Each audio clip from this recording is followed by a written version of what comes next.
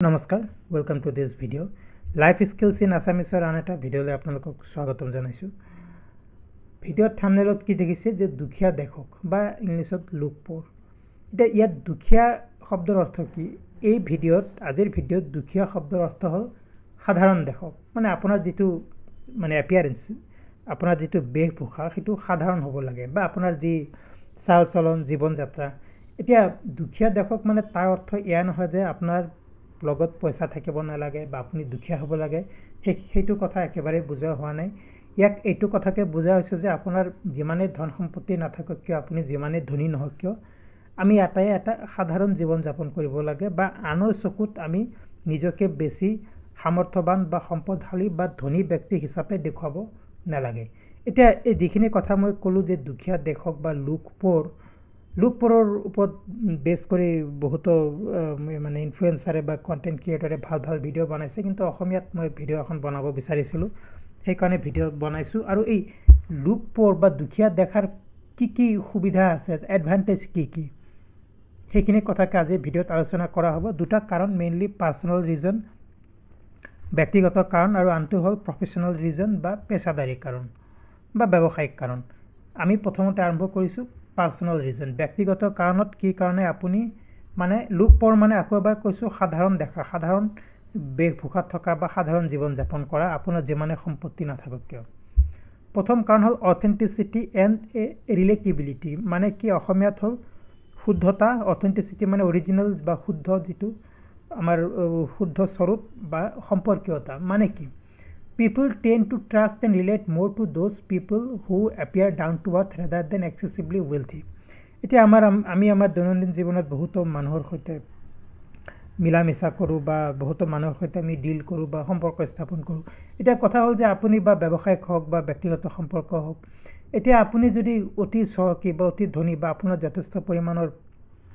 মানে সম্পত্তি টকা পইচা আছে বুলি যদি মানুহক দেখুৱায় তেনে ক্ষেত্ৰত বহুতো ক্ষেত্ৰত কিন্তু মানুহে আপোনাৰ সৈতে মানে আপোনাৰ সৈতে আপোনাক ফেক বুলিও ভাবিব পাৰে বহুতে যে এজনে বেছি দেখুৱাইছে বুলি আৰু সেই মানুহজন আপোনাৰ সৈতে সম্পৰ্কীয়তা বা আপোনাক বিশ্বাস কৰিব নোৱাৰিব যে এজন ব্যক্তি আমাতকৈ বহুত হাই লেভেলৰ বহুত মানে চহকী ধনী মানুহ গতিকে আমি তেওঁৰ লেভেলৰ নহয় গতিকে তেনে ক্ষেত্ৰত এটা কিন্তু যি পাৰ্সোনাল কমিউনিকেশ্যন সেই পাৰ্সোনাল কমিউনিকেশ্যনৰ গ্যাপ এটা আহি যায় গতিকে তেনে ক্ষেত্ৰত সেইজন ব্যক্তি আপোনাক বিশ্বাস কৰিব নিবিচাৰিব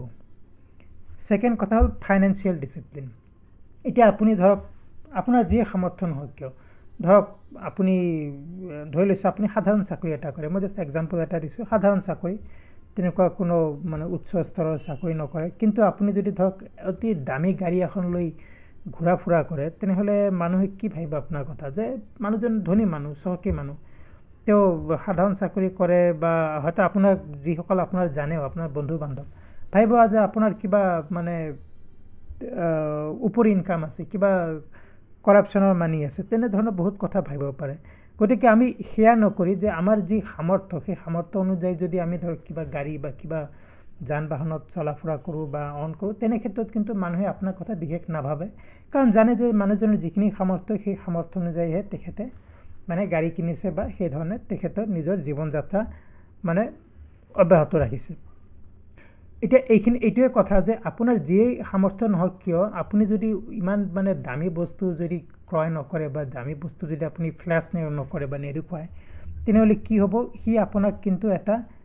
মানি লেসন শিকাব টকা পইচাৰ ফাইনান্সিয়াল ডিসিপ্লিন শিকাব ফাইনান্সিয়াল লিটাৰেসি মই ভিডিঅ' বনাই থৈছো লিংক আই বাটনত দি দিম হি আপোনাক টকা পইচা কেনেকৈ সেভ কৰিব লাগে বা সেই টকা পইচা কেনেকৈ বিনিয়োগ বা ইনভেস্ট কৰিব লাগে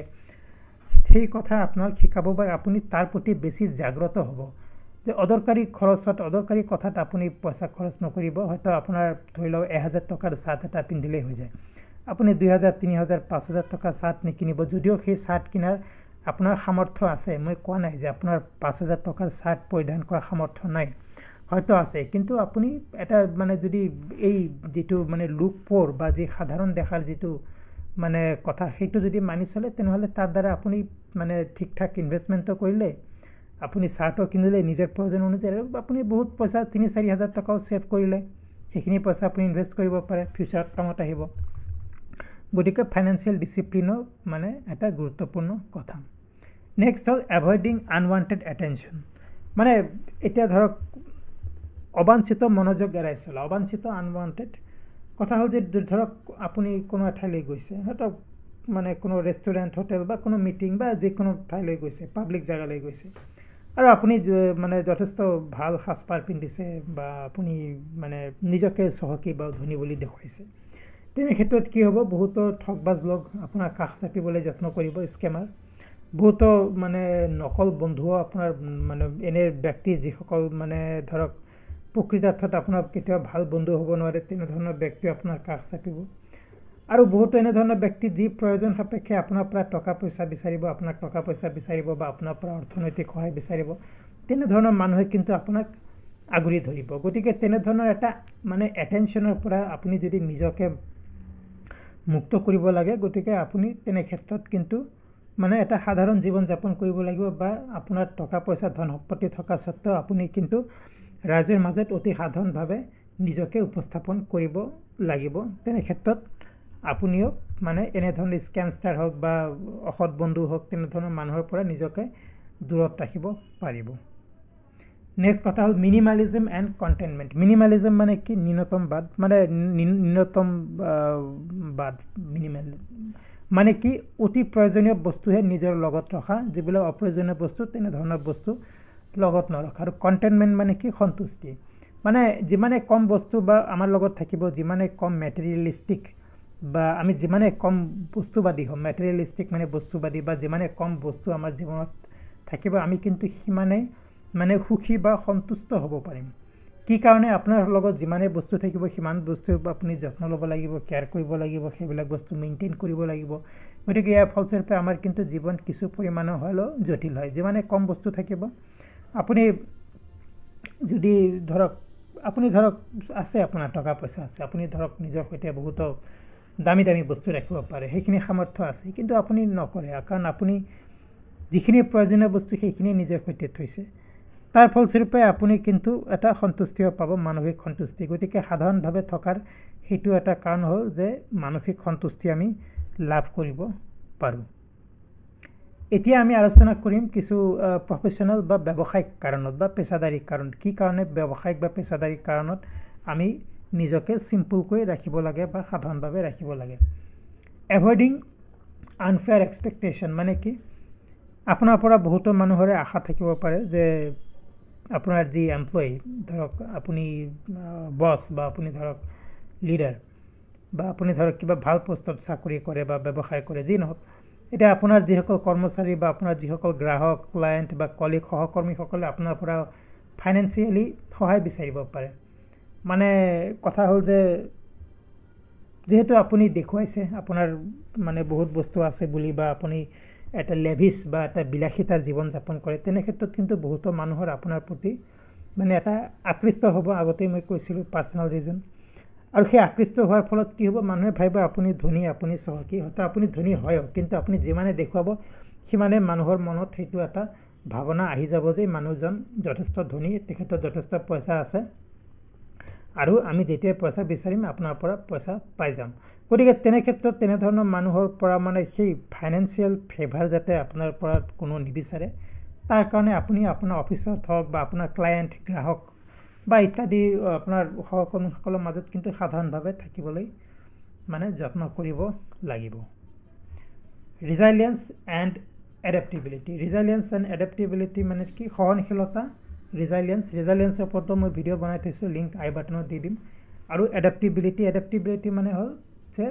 খাপ খোৱা, যিকোনো পৰিস্থিতিতে নিজকে খাপ খুৱাব পৰা। এতিয়া যিসকল লিডাৰ, যিসকল মানে লিডাৰ মানে ভাল পোষ্টত থকা বা আনক নেতৃত্ব দিয়া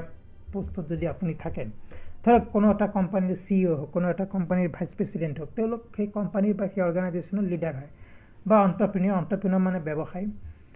বা স্বনিয়োজিত ব্যৱসায়, তেওঁলোকক অন্টাৰপ্ৰিনিয়ৰ বুলি কোৱা হয়। যিসকল সাধাৰণভাৱে থাকে,